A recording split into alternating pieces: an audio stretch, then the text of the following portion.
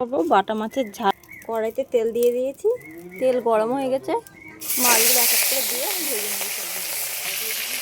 মাছ ভাজা হয়ে গেছে, এক এক করে সব তুলে নেবো মাছগুলো।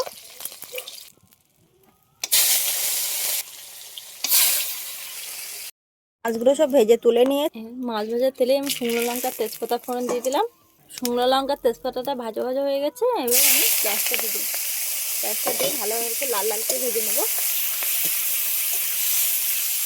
পেঁয়াজ ভাজা হয়ে গেছে, এবার দিয়ে দিচ্ছি রসুনটাকে দিয়ে ভালোভাবে ভেজে নেবো, রসুনের কাঁচা গন্ধটা যাওয়া পর্যন্ত। রসুনটা ভাজার পরে আমি একটু সামান্য পরিমাণে জল দিয়ে দিয়েছি, রসুনটা লেগে যাচ্ছিল তাই কড়াতে। এবার দিয়ে দিলাম টমেটো, আর দিয়ে দিচ্ছি আদা জিরে বাটা। ভালোভাবে কষিয়ে নেবো। আবার দিয়ে দিলাম পরিমাণ মতন লবণ, পরিমাণ মতন হলুদ গুঁড়ো, দিয়ে দিচ্ছি লঙ্কার গুঁড়ো,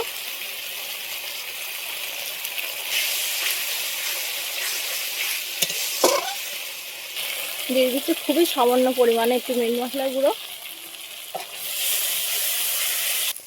মশলা কষানো হয়ে গেছে, এবার দিয়ে দিচ্ছি পরিমাণ মতন জল।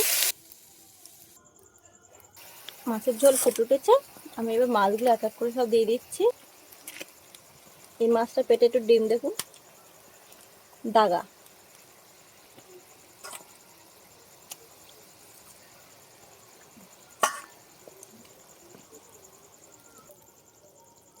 মাছের ঝাল হয়ে গেছে, লাস্টে একটু ভাজা মশলা দিচ্ছি। এর মধ্যে আছে শুকনো লঙ্কা, জিরে আর গোটা গরম মশলা আমি ভেজে একসাথে গুঁড়ো করে রেখেছিলাম।